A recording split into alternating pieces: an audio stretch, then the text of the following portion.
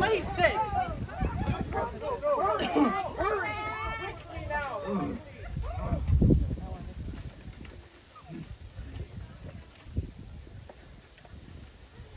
God's bones! 2 francs for a spiderweb poultice? That is a dear cost. But I am assured by Dr. Diaphragm that without the binding of these webs, my bones will seek to disjoin from each other. Nay, I must pay. Egad, 13 francs, 4 sous for the letting of 2 pints of blood? The nerve of the man to charge me for taking away something. I should be the one who charges him. And yet, Dr. Diaphragm insists that the letting of my blood is essential to cool the temper of my unbalanced humors. So be it. I shall pay. God's bones! 20 francs, 5 sous, 10 denier for a potion of unicorn's horn for the passage of indigestibles? An outrage! I shall protest this unconscionable pillage of my purse. And yet, I shall pay. Lord Argon? Confound these maladies that afflict my Your frame. breakfast? Here comes my maidservant Toinette. We close the mouth lest you find new faults with which to torment me. I'll just clear away these papers. God's bones, my lord, 13 francs. Leave off, foul wench. That is my private correspondence and of no concern to you. Oh, but of concern to you, no doubt. Tincture of mercury and fennel to cure dropsy. Mildewed wheat applied to the skin to relieve the pox. Chocolate powder for the prevention of hair loss. You are but a common scullery maid. You have no knowledge of the medical arts. Unicorn's horn for the passage of indigestibles. Indeed, I am reading a cartload of such indigestibles on these pages. It is my life hanging by a thread. Oh, and who is the saint who keeps you from unraveling? Dr. Diaphragm? His medicines are all that keep me from death's door. I am an invalid. Why, my lord, do you say such things about yourself?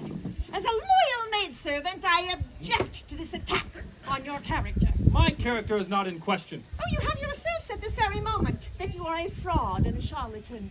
You called yourself an invalid. An invalid is not valid. It stands to reason that being invalid, you are thus not valid. A fraud is not valid, and therefore you are, by your own words, a fraud. It is impossible to speak with you. Why do I allow such insolence from such an impudent and headstrong servant? Oh, because I am clear-minded, discreet, and above all, obedient. That is debatable. Oh, because I am the only one of your servants who can endure your endless bemoaning of illusory illnesses. Illusory? Poppycock! Call your illnesses poppycock if you wish. But above these excellent reasons, you must also consider your daughters. Angelique and Louisa would be heartbroken upon my dismissal. Yes, Angelique does seem to find you agreeable, but that is not sufficient reason. And where is my daughter? Fine servant you are to lose my children in the street. Consider then that I was recommended by your brother Berald as a servant of exceeding quality, being clear-minded, discreet, and above all, obedient. Yes, and I must doubt my brother's state of mind when he wraps his gifts with such a tissue of lies. Oh, begging your pardon, my lord, but Berald cannot have lied to you. He is a lawyer of splendid reputation, and no reputable lawyer would stoop to uttering lies. 'Twould be an unthinkable accusation of perjury, especially from someone such as you, who is just now admitted to being a fraud. Oh, to Hades with my brother. Oh, quite possibly true, as he has sent this letter informing you that he is coming to visit from Paris this very day. I cannot have him. Send him away at once. Oh, begging your pardon, my lord, but I cannot. I command you. Oh, command as you will, but being as he has not yet arrived, it is hardly possible that I should send him away. And when he does arrive, I shall still be unable to send him away, for he shall be here. And not even the most brilliant legal mind can be both here and not here at the same time. Ye gads, servants, lawyers, you are a plague on my household. I am beset on all sides by plagues uncountable. My affliction shall send me to the almshouse of the grave. By the way, you'll have no need of breakfast. You insubordinate cow! I shall strike you about the head! Oh! How dare you treat your master in such a manner? That is my breakfast. You ought to be with the servants. You should wait. I should not allow such... exercise you're getting, my lord. That's fabulous. I should not allow such insolence. Curse my brother sending you to me. You've been a plague on my household since you first arrived. All must forgive my lord for his temperament. Lately he has been much vexed by afflictions of the blood, and the skin, and the head, chest, legs, tongue, and bowels. These phantoms and megrims have been carefully cultivated by the learned Dr. Diaphoros. But soft, here comes his youngest daughter, Louisa. Annette, where is the necklace I was wearing this morning? Around your sister Angelique's neck the last I saw.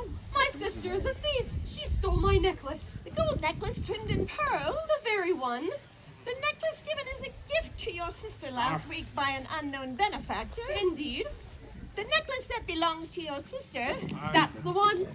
It belongs to your sister.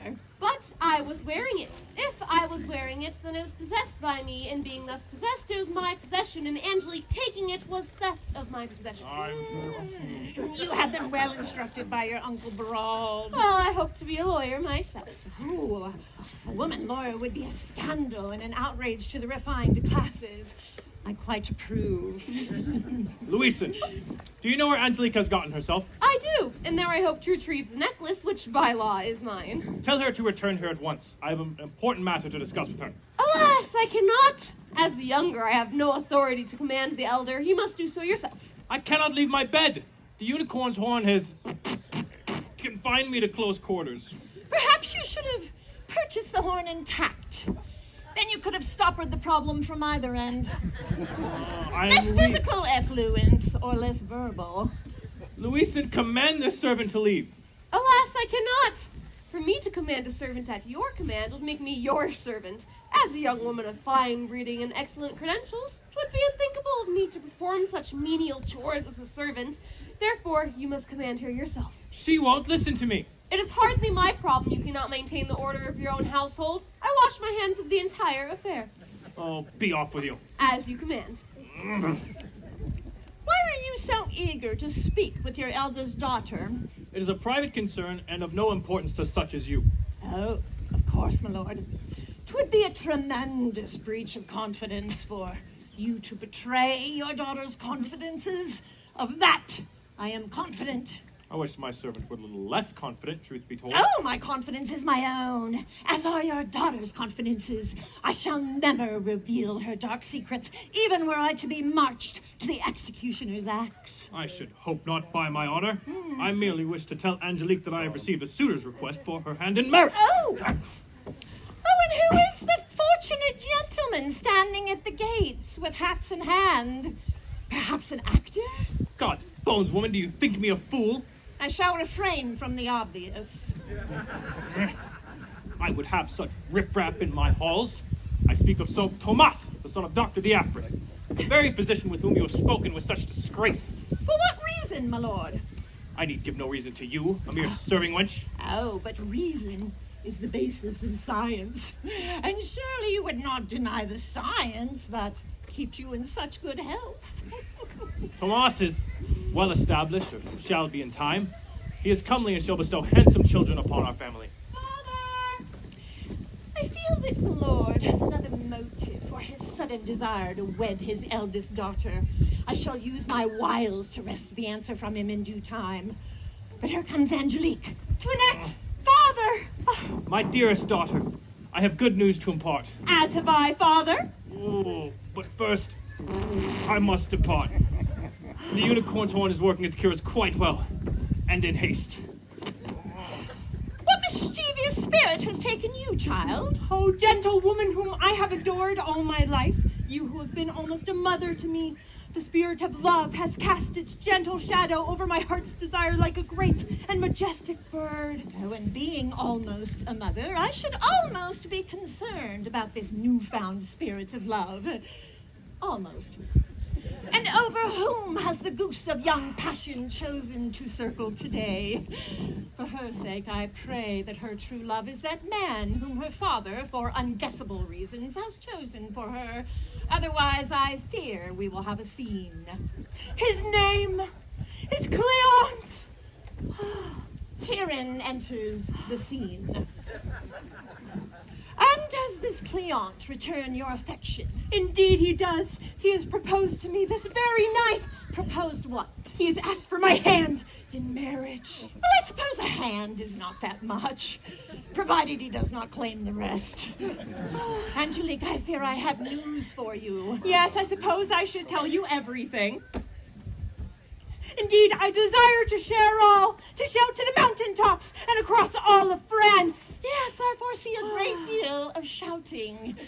My dear, your father even now is... I saw him at the Hotel de Bourgogne, where I was attending the latest play by Garnier. He was resplendent in his scarlet waistcoat and hose. The buckles on his shoes sparkled in my eyes, and his plume.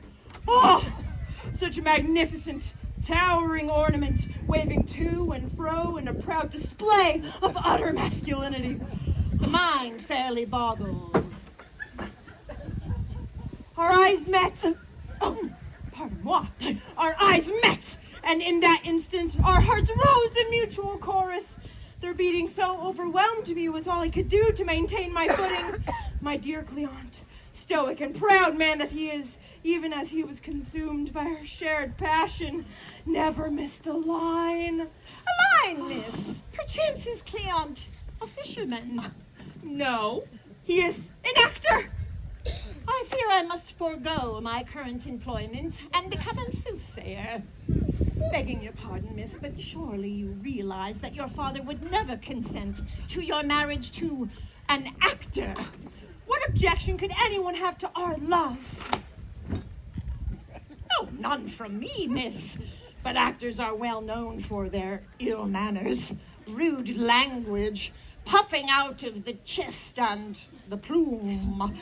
Oh, their indulgence in ale and spirits, consorting with ne'er-do-wells such as prostitutes and bankers, not to mention the wearing a female dress. Oh, Toinette, you silly thing. These days, women are allowed upon the stage. Many have even achieved fame and recognition. Men no longer have to endure the humiliation of wearing skirt and corset. A fact that hasn't stopped the continuation of the practice. Instead of stammering like a boorish boy, Cleant leapt off the stage and swept me into his arms. I was overtaken with passion and embraced him. He received an ovation from the assembly. It was so romantic! It brings a tear to the eye and a turn to the stomach. I've never met a man quite like him. I am proud to take his name for my own. And this necklace. See how the gold glistens upon the pearls like sunbeams on the snow. Yes, your sister also appreciates your necklace. So much so that she seeks for it even now. Yes, she did steal it from my jewelry case just the other day. It took a frightful amount of cunning to wrest it back from her. But no matter. I will lock it away so that she cannot find it. Besides, she is an impetuous thing and will quickly forget the matter. No doubt. But hush now, girl. Your father returns, and I fear that the unicorn's horn has worked its magic upon his mood as well as his fundamentals. I must approach this matter delicately.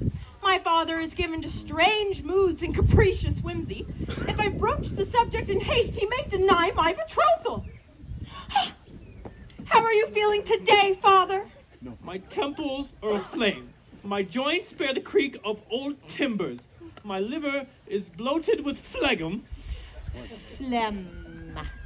Phlegm. Phlegm. Phlegm. Phlegm. My liver is bloated with phlegm. My skin is cracked like the hide of a crocodile, and my bowels, oh, the black bile gurgles within. Oh, no beans for supper, then? Leave us, wench. I wish to discuss matters with my daughter. I'll not have you ruin the surprise. Fear not. Surprises aplenty are in store. I am saddened to hear of your continued ill health, Father. Perhaps some pleasing news might improve your condition. My daughter is of a fragile sort, even for a female. I must broach the matter of her betrothal with diplomacy, lest she defy me openly. Yes, for good news is as a flower, pleasing and yet ephemeral. Perhaps my own news shall raise the roses in your cheeks. Such roses bloom upon the rising of the sun. Perhaps, for the roses in my own father's cheeks to bloom, a son of his own might suffice. My dear Angelique, if only it were possible for me to bear a son. Your mother, alas, having passed away from the plague so many years ago, bestowed upon me the only blessings my malady-ridden life still holds. My darling daughters. As for my current wife, Baleen, She does not please you. oh, not for a lack of passion, to be sure. She assures me that, were it not for my invalid state, she would be all too eager to share my bed. However, she is so worried for my health that she bravely abstains so as not to cause me further strain. Such a noble sacrifice, Father. But when one needs a baguette of bread, one needn't grow the wheat himself. It is much simpler to purchase the baguette already baked. I see her meaning. This will be much easier to broach the matter of her betrothal. One needn't lead a horse when it knows the path. Yes, for a baguette that is half risen is of no use at all. Fortunately, I have such a baguette in mind. When I saw it, I knew that for you it would be a perfect fit. Oh, joy! He knows of Cleante. You will be pleased to hear, Father, that I am familiar with this baguette already. She knows of Tomas, but I must be certain. Oh, and what is this baguette that so causes such excitement? You will know of him. His is a face you have seen many times. It is him! He is operated as an expert in the theater, not alone but supported by many talents. An operating theater? And what doctor performs without talented nurses? He has performed acts of mercy and grace, bringing comfort and joy to those in need. Such a person can only be a doctor. She must mean Tomas. My sweet child, you needn't say any more. I know of this man. He is a man of fine parts. He knows of Cleante's proposal! 'Twill be easy to lead this horse to the trough. Then you would give me to him as his wife? Of course, he would make an excellent baguette for you to sink your teeth into. Thank you, Father! I shall run to find him at once. Oh, joy! Well, that was easier than expected. But here comes my maidservant Toinette. And how fares, my lord? Perhaps a tincture of gunpowder and musket shot to dispel amorous suitors from your daughter's side? Oh, what are you blathering about? And where is Angelique run off to? Probably crying her eyes out after you forbid her arrangements. Nonsense. Why would I forbid an arrangement that I myself have arranged? You didn't tell her of her betrothal? There was no need. Angelique had already made the acquaintance of Tomas and asked me to bestow her hand upon his for marriage. She is a clever girl. Even more clever than I had thought. How do you know that she speaks of this Tomas? Did she say his name? Oh, not as such, but she did wax eloquently of his many acts spent in the operating theater surrounded by supporting nurses. Theater! Axe! Oh, my aching bosom, she speaks of Cleante. Are you certain that Tomas is her intended paramour? Would you not have her as another man's wife, if she so chose? Never! Tomas will be her husband. He must be, else my plans will go askew. Tomas will be my son-in-law, and thus bound to serve as my physician free of charge. You would sell off your daughter's favors in exchange for powders and potions to heal your ailments? When one owns the bakery, one needn't ever purchase a baguette ever again. Oh, I see. And by marrying Angelique to Tomas, you intend to grab hold of his baguette and never let go. Dr. Diaphragm is a fine man, to be sure. But many a fine man has been laid to rest in a tomb lined with gold. And I have been lining Dr. Diaphragm for too long. No more. If I'm to spend my last days on earth in the care of a doctor, the doctor shall come to me. Even married doctors must eat. Diaphragm will demand pay for his son's service. His pay shall be Angelique's favors, and that is favor enough. Oh, an unpleasant way to secure the sanctity of one's own body by spending the body of another. I am no procurer. Oh. If Angelique herself did not wish for this union, I would forbid it. Oh, but only after hounding her into guilt-ridden acquiescence by listing your various so-called maladies until she married him for your sake. Mind your tongue, wench, lest I toss you from this house like the contents of a chamber pot. I am your master, and it is high time you learn that lesson. Lord, do not tax yourself. You have turned suddenly pale. Are you feeling faint? No, I am merely vexed by your insolence. Oh, no, my lord, you are definitely pale. And your skin is ice cold. But no, I'm in fact flushed with fever. Oh, no, my lord, you are definitely cold and pale. Are your extremities by any chance tingling? No. Yes, yes! There's a faint itching upon my arm. Oh, and your tongue, does it feel moist? It is moist, oh no! You are pale and cold. Your limbs tremble with a palsy. You are sweating and weak. What would Dr. Diapher say? The black bile! Exactly! That is him, taken care of. Argon! But I must be prudent. Here comes Argon's wife, Helene. What has happened here? Is my husband ill? When is he not? My darling husband! Oh, you're a faint. Here, allow your head to rest upon my bosom. Lucian, come give your father comfort. I shall not. He's no father of mine. Lucian, what devil has taken you that you speak so of the man that sired you? A stallion may sire upon a mare as his master wishes. But if that stallion be sold to another, then he is no longer the sire to that master. Since I am the master of myself, I have no ownership of the stallion that sired me, and thus have no stallion. Thus, you are not mine, and I am not yours, and as such have no claim. Unlike the necklace which I shall find and reclaim even now. That one is a mind to be feared. I shall save my francs to buy a mourning wreath for her future husband. That girl has a willful spirit. I know this is hard for you, my dear. My own daughters have not yet recovered from their own mother's passing.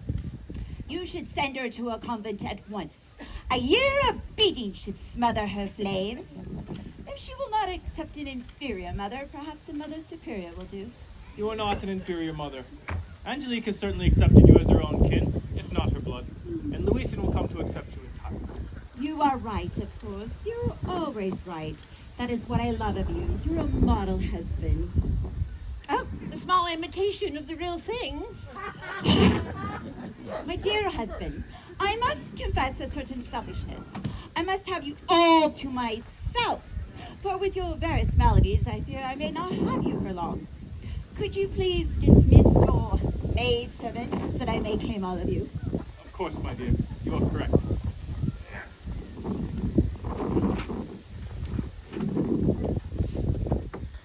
Leave us for now. Of course, my lord. I fear that some scheme is afoot. I shall listen from the next room so that I may better defend my master's honor. Or failing that, to have a bit of fun. My dear, you have been such a kind and patient wife. You have bravely cared for me and my daughters without so much as a cross word. You have abstained from the pleasures of the matrimonial bed so that I may not imbalance my humors.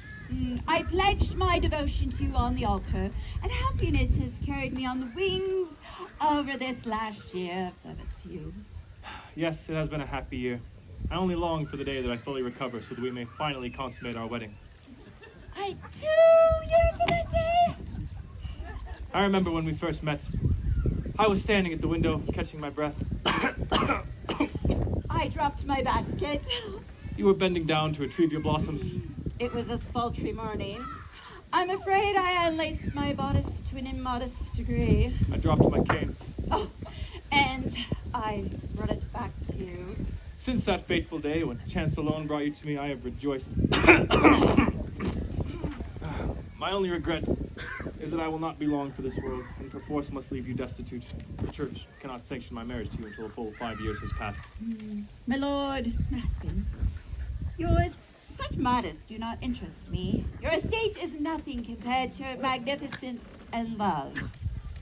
I wish we could end our marriage now, so that we can be married all over again.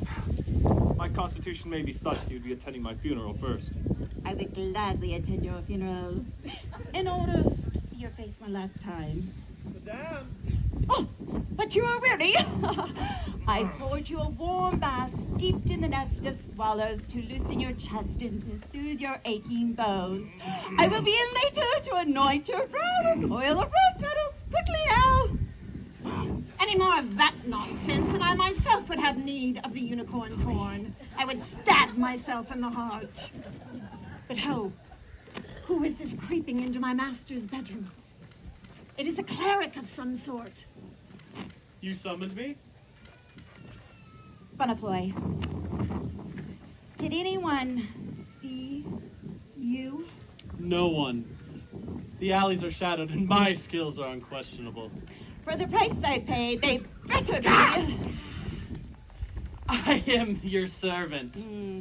My stupid husband has bequeathed all of his estate to his daughters. I cannot abide such selfishness. Indeed. Who is he to decide the fate of his own wealth? I've earned every sou of his fortune.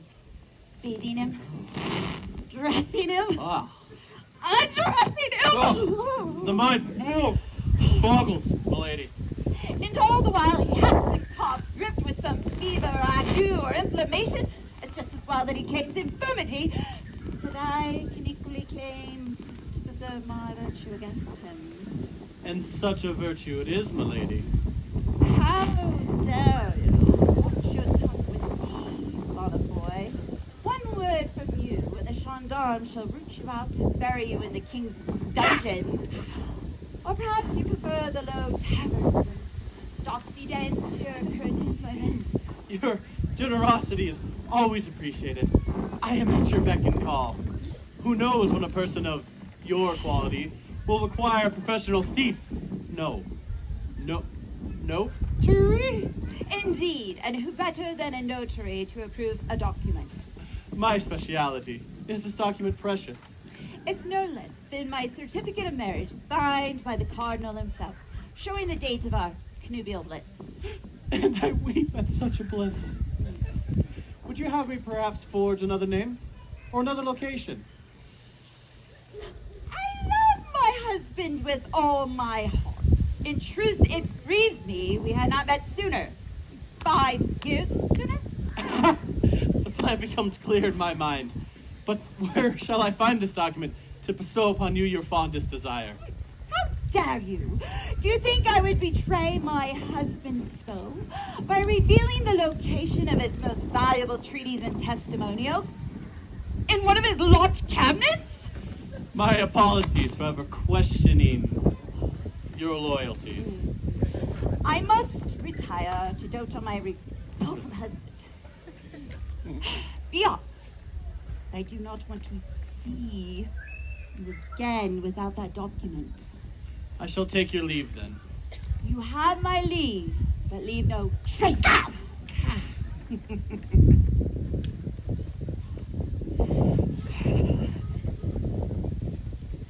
So that's her plan. She will leave his darling girls bereft and without a state. They will be forced to become servants. Not a bad life, all things considered. But I wouldn't wish such on those innocents. I must convince him of Beline's conniving at once. Oh, my sister is beautiful, with the body of Helen and the strength of Paris. She is sweet and comely, with an easy charm that wins over the heart of any who meet her. And yet, she is also blessed with a fierce wit and knowledge of the world beyond her years. All of these attributes will grant her easy passage through the world. It's not fair that she also possess that necklace! Her throat caused entire nations to go to war with each other. What need is she to drape upon it so? Does a peacock require a jaunty hat to woo his peahen? By all rights, I, who possess none of her charms, should possess that trinket. But what's this? It's Angelique and a well-built young man whom I know not. I shall hide and learn. Oh, my darling, my joy. How my heart races in anticipation of my father's blessings upon you. Such blessings are indeed more valuable than pearls. Speaking of pearls, I do so love your gift. What gift? The necklace you yourself gave to me only last week, here, on my throat. I see nothing. But it is the most beautiful object I have ever had the fortune to hold. And yet, it cannot hold my gaze. Such an object disappears in the light of the person I hold now. She tracks moths to her own flame. She need no lantern such as that necklace. It should be mine. I will wear it proudly when you ask my father for my hand. It gladdens me my gift brings you joy, but What is it, darling? You seem troubled. I am but a lowly actor. The purchase of that necklace cost me nearly everything I have. Oh, my love, you shouldn't have made such a sacrifice for me. I would gladly trade it away to keep your worldly state secure. The worth of the gold cannot measure to the worth of your love. You misunderstand. I do not regret bringing you such joy as it brings you. However, we actors have a reputation for impulsive thoughts and foolishness with money. I regard such prattle as so much offal beneath my shoe. I see the gentle and generous soul beyond the tawdry trappings of your profession. Will your father be so perceptive? You are his beloved daughter. He will not want to see you betrothed to a spendthrift and wastrel. If he learns of my gift to you, it might sway him to forbid our marriage. Not only fair and charming, but wise. Very well. If you think it wise, I will hide your light beneath a bushel basket. Here, in the secretary, I will keep your gift. Oh, I know my sweet sister's secrets. When she is gone, I will steal a necklace for myself and leave the married couple with nothing but love and fat children. Father, I come with my betrothed! I hear someone approaching. Perhaps it is he? Oh, joy, it is Toinette. She is a dear soul and truly lovely in countenance. The devil's balls! That man is more of a buffoon than even I had thought. I should bash in his head with a chamber pot and tube Hades with his unicorn's horn. Truly an angel on earth. Do not fear so. She has a sharp tone and quick wit on occasion, but she will gladly embrace you as a newfound member of the family.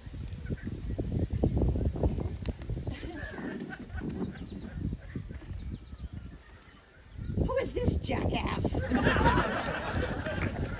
Toinette, how come you by this ill humor? Oh, your father's ill humors, you mean. The quacks tell him they are out of balance, and I am inclined to agree at this point. They are so out of balance that he might tip over and let his brain fall out onto the floor. Toinette, you must tell me, is father well? Oh, yes, he is. But his household is not. Your stepmother is threatening to balance the humors of his purse by letting the gold spill out into her own hands. Now, Toinette, you must not talk so of my father's wife. She has worked so hard for father's comfort and without any thought of reward. Angelique, I watched you grow into a young woman. You have suffered the loss of your mother and the illness of your father, all without losing your refreshing faith in the kindness of all mankind. Thank you, Toinette, dear friend. This means you haven't been paying attention. Your stepmother is plotting to steal your father's estate from under you. You will be left with nothing. I'm sure you are worrying over Oh. nothing, Toinette. Besides, I have much more important matters to attend to. What is mere coin compared to the luster of my own heart, glowing with eternal requited love? I assume you know this man? Of course, I have spoken of him with you. This is my one and only love, the man who holds my heart within his own, the man I wish to spend my life with forever, Cleant! Oh, Merd. Father has approved our marriage, and so we will be joined in the eyes of God. Yes, I suspect Cleant will be meeting God sooner than expected. Angelique, you must listen to me. Of course, dear Toinette, but first I must go make myself presentable. It wouldn't do for father to give me away in such a state. Angelique! Gifts must be properly wrapped. Angelique! I shall see you soon, my love. Angelique! And I shall count every second until you return. Au Cleant! revoir, my dear.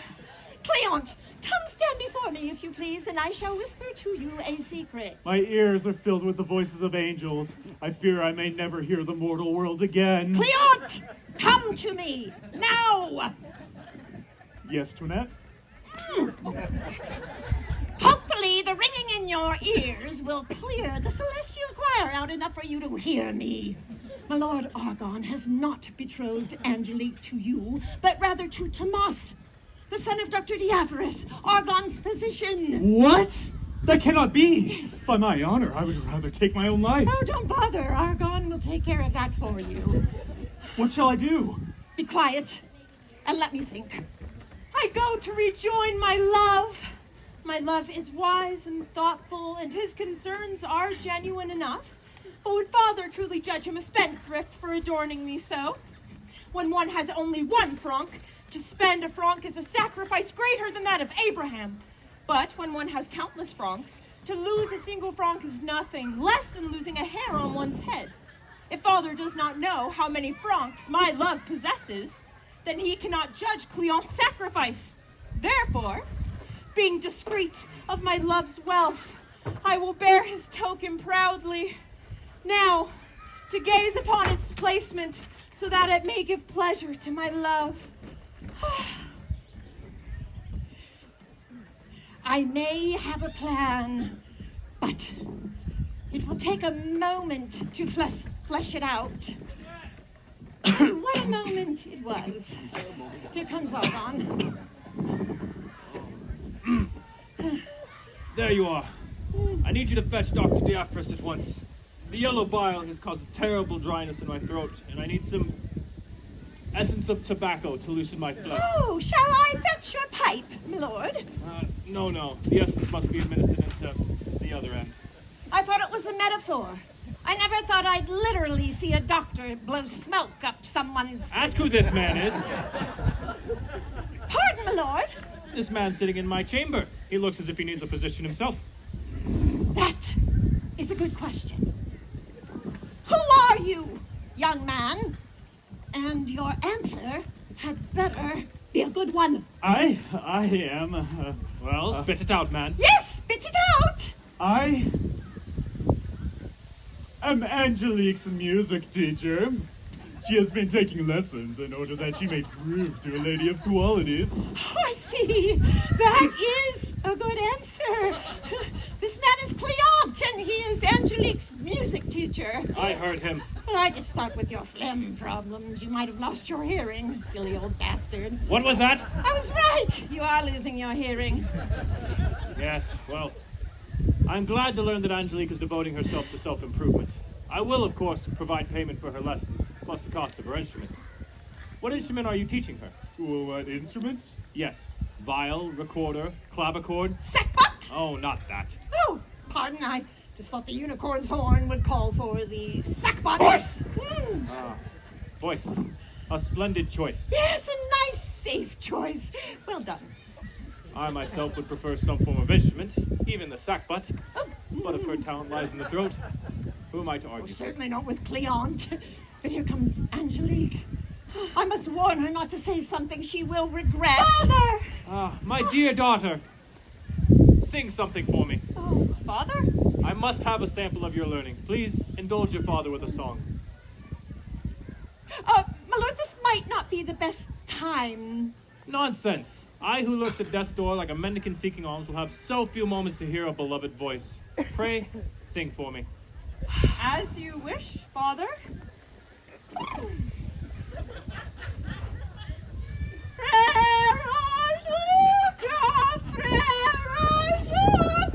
Silence! My lord, education is a process. What cacophony is this? What manner of teacher are you, sir, that my daughter wails so? Teacher. I fear your daughter suffers from a nervous condition. Antoinette, what are you talking about? You needn't hide your frailty in this manner, my dear. I know that you are a strong woman with much wit about you to see the truth and face it. But no lady, however fortified, can be unmoved by the news of her impending marriage to Tomas, the son of his own physician, who is in no way associated with the terrible breed of person that is the actor. Yes, Father! I am afflicted with such a fright. No woman who is destined to marry can hear the news and not be so shaken. But it will pass. As I have said before, I bear some familiarity with Tomas. See here. He has just this week presented me with this token of his affection. Let me see that bubble. See, yes. See how the glisten of the pearls give voice to the brilliance of the gold. Tomas is a man of fine parts who will support me in all my endeavors, such as learning the voice. I will be honored to remain as your instructor. Splendid! As you are to be part of the family, as much as any servant can be, you must meet Angelique's proposed betrothed. I insist you meet with the learned Dr. Diaphragm and his son Tomas. I'm not sure that would be appropriate. Perhaps the bride-to-be should spend time alone with her newfound love. Nonsense! I insist that you be introduced. After all, it wouldn't do for my daughter to besmirch her honor by meeting with a strange man all alone. I agree completely. Cleant should not remain a stranger, else we would not be able to continue my lessons. Yes, 'twould be unthinkable. Then it is settled. Toinette, fetch at once the good doctor and his son. At once, my lord. Perhaps the learned Cleant could provide me an escort. We can have a discussion over difficulties in finding one's voice and how best to overcome those difficulties. I shall be delighted, good woman. Lead on. Oh, Angelique, I must retire for a spell. The black bile returns. Bring me to my loving wife, else I fail. Yes, it would be a failure all around. Shall we? Of course.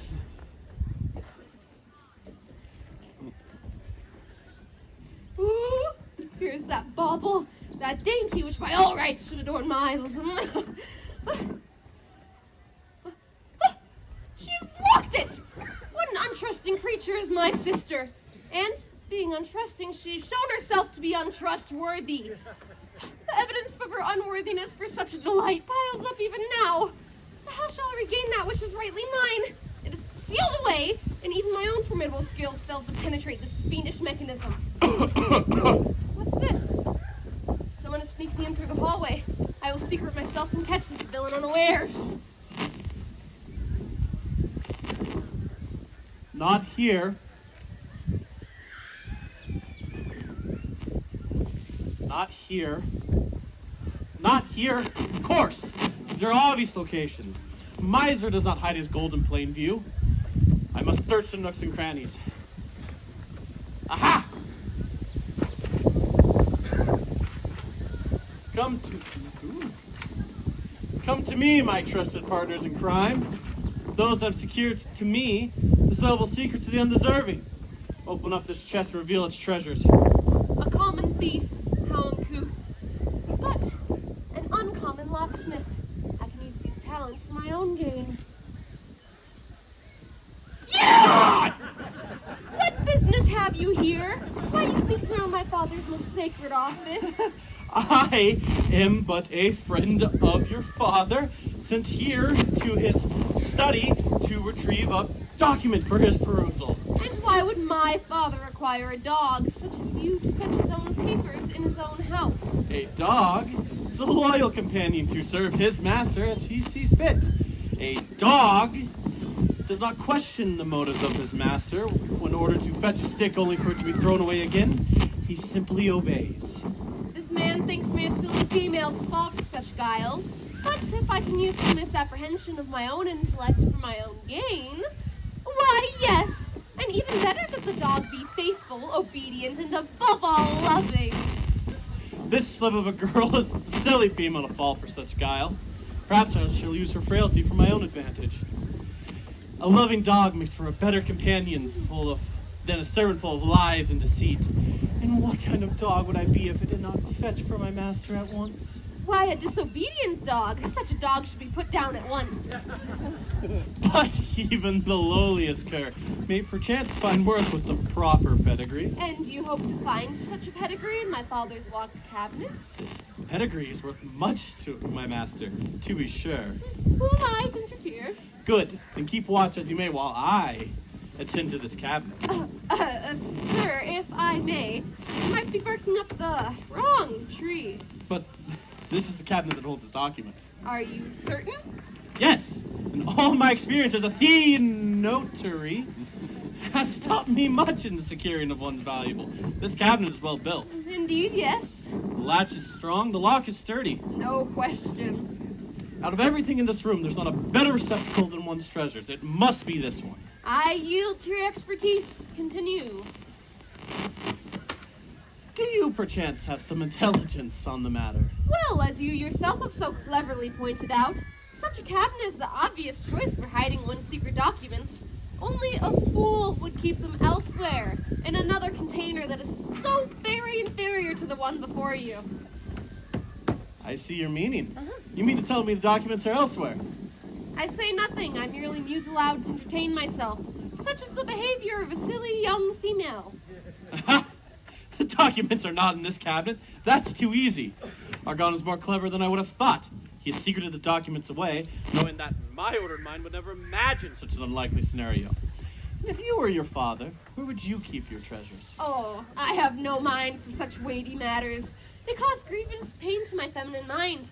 I must entrust these dealings to more powerful, masculine brains, such as yours. The furniture is seated upon. Let me see it. My word, sirrah, you are quite forward with the young woman you've just met. This furniture is mine, and no man shall covet it without my consent. There's a cheap latch upon this desk, and the lock is contemptibly made. One twist of my tools, I shall have it. Aha! Oh, let me see! No, that fiendish wench has stolen it again! How untrustworthy she truly is! But there's nothing in here. I know! The necklace is gone, now I must begin my search anew. But what are the documents? What documents? The documents! The treasures of your father that we would have shared. Oh, those. You'll find them in that cabinet. But that was the cabinet I was searching through first! Your instincts are truly to be envied. Such a cabinet was the obvious choice. After all, only a fool will keep his secrets elsewhere. My tools. Where are my tools? I must gain access to this cabinet. Fetch, little dog. Give them to me. Help! Help! Someone help me! What is this commotion? Oh, 'tis you. Would you be so kind as to fetch your father and sister? I have his expected guests in tow. Once again, I am beset by requests. Am I so plain to be mistaken as a common wench? Oh, more so an uncommon wench. For none so clever and keen of wit has ever graced our world since Cleopatra won her empire from Mark Antony. I'm not sure that's how the story goes. A learned scholar as well. Such an intellect must recognize its own. Here comes such, the very wise Dr. Diaphorus and his son, Tomas. This must be Angelique, the esteemed daughter of my most honored client. Allow me to introduce my son, Tomas, whom I hope you shall accept as a friend and perhaps much more. My dear Angelique, you are as beautiful as the night and the day. And although I am but a humble son from an humble family, I do hope to make your acquaintance as the moon follows the sun. Begging your pardon, sir, but that is not Angelique, but rather her younger sister, Louisa. My mistake. You both look so comely, I must easily confuse the two of you. Save your flattery for my father and sister, who are arriving as we speak.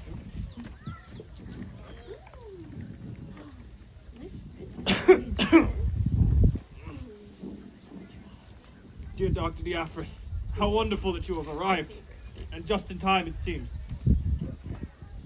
My Lord Argon, you feel positively phlegmatic. Stick out your tongue. It'll dry as sandpaper, most likely in excess of yellow bile. We will cure that at once. I will make up a potion of goose turds this evening, and I recommend extra rare steak and liver for supper. A little extra blood in your system should put the color back in those cheeks. You are a godsend, Doctor. I will send Tomas this evening with the potion and my bill, of course. Of course. You understand that if I could, I would gladly provide these cures free of charge. However, these ingredients are damnably expensive and hard to procure. As it is, I am barely scraping by. Oh, not at all, Doctor. Where would I be without you? Not smelling of goose turds? Oh, but where are my manners? We must greet the lovely Angelique, I presume. Astute as always, Doctor. You look as lovely as the last time I saw you. May I introduce my son, Tomas? Tomas, come meet our client's fair daughter. My dear Angelique, you are as beautiful as the night and the day. And although I am but a humble son from a humble family, I do hope to make your acquaintance as the moon follows the sun. Thank you. But where is my darling wife, Beline? She should be in attendance to observe this delightful union. She approaches, my lord, and she is not alone. My dear lord, how are you faring? Much better now that Dr. Diaphorus has arrived. Welcome to our humble home, Doctor. Oh, the honor is all mine. Allow me to introduce my son, Tomas. Ah, the seeker of my daughter's hand in marriage. And such a seeker he is. We are indeed humbled by such appreciative guests. Let me look at you, young man. And so comely. The paragon of human form. An Adonis come to life. My father and I are honored to be greeted to your home by such a proud and beautiful matron. To be honored by such honor brings us great honor. Such a way with words. A veritable Pierre du Ronsard. Du Saint-Gelais is quaking in his boots at the impending rivalry. Who is this man? I found him lurking outside in the gardens like a scolded hound. Excuse me, sir, I believe I have not had the honor. If I hear the word honor once more, I shall honor a bottle of wine. Bottoms up. My dear Thomas, allow me to introduce my music teacher, Cleante. Yes, I remember now. I'm inclined to be forgetful, especially of those of such an unremarkable nature. Forgive me, my lord. Not everyone can leave a lasting impression. Sometimes one might even find that he has been abandoned entirely. That seems a bit much. Surely I have not offended. Cleante is a man of many talents whose passions often lead him to impulsive speech. He might even speak words that would cause enduring harm to a situation. Of course. Forgive my words, my lord. Not at all. Nothing is too good for my daughter.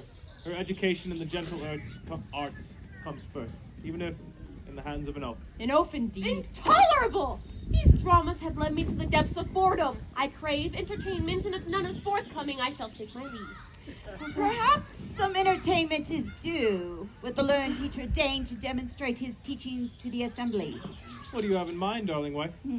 A duet in the coming marriage between Thomas, son of Dr. Daphris, and my stepdaughter, performed by the master and his student. I'm sure Angelique would love to display her acquired talents. Begging your pardon, milady, but to place such a burden upon one so young without warning, especially on her day of engagement. Nonsense. Angelique would be pleased beyond measure to grant her father such a boon. In fact, I demand it. Sing for me a duet to ease my trembling nerves and bring joy to my sickened heart. Of course, Father. What would you have me sing? What now? You have no songs of your own? Has your training left you with no repertoire to choose from? Remember the song I taught you long ago about Guillaume and Guillaume? Ah, yes. Such a tale of romance and woe. Guillaume, the foundling who grows into a knight of renown. Mio, daughter of the king, forced to marry a foreign prince for the sake of treaties and politics. The fated lovers forced to forsake their family duties for the sake of love. Is that the one with the werewolf? If so, I shall attend. Yes, that one. Sing for your father of love and the duties to one's family. But leave out the werewolf. We have enough shape changing in this house as it is.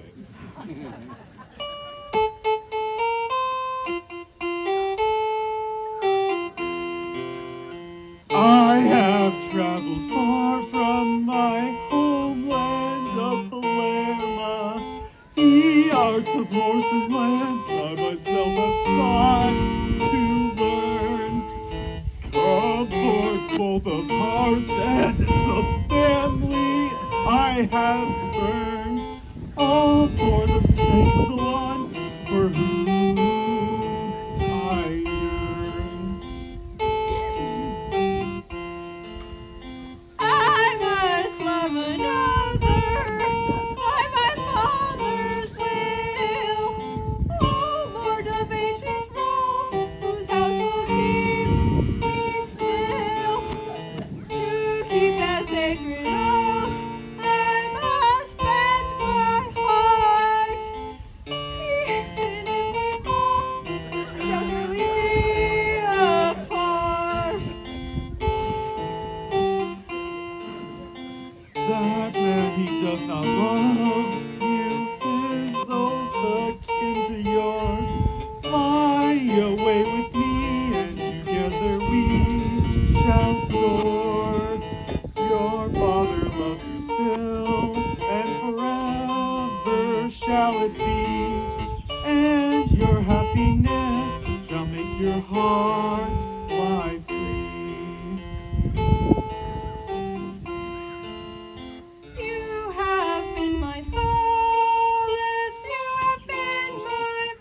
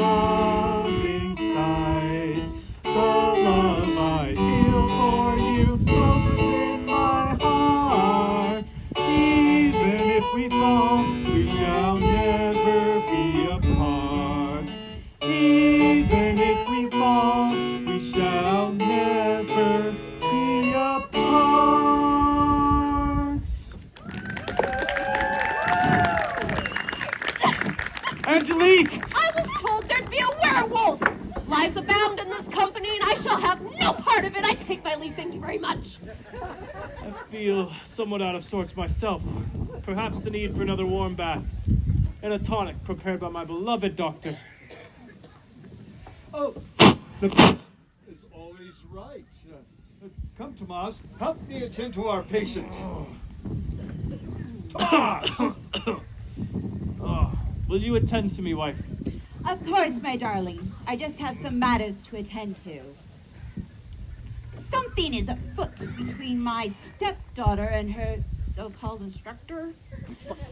Perhaps something that I can use to my advantage. I must seek greater knowledge in this matter. Well, now the cat is among the pigeons, and no doubt I shall have to hang the bell upon the whiskered fiend's neck myself. Argon will be some time being attended to by his learned physicians. The lovers must need a little time to sort themselves out. And Beline is, I'm sure, up to mischief of her own. Hopefully Berald, Argon's brother, will be arriving soon, for I shall need every speck of wits left in this household to sort all this out. In the meantime, I shall be taking a small respite, and I suggest all of you do the same. Au revoir, and I shall see you soon.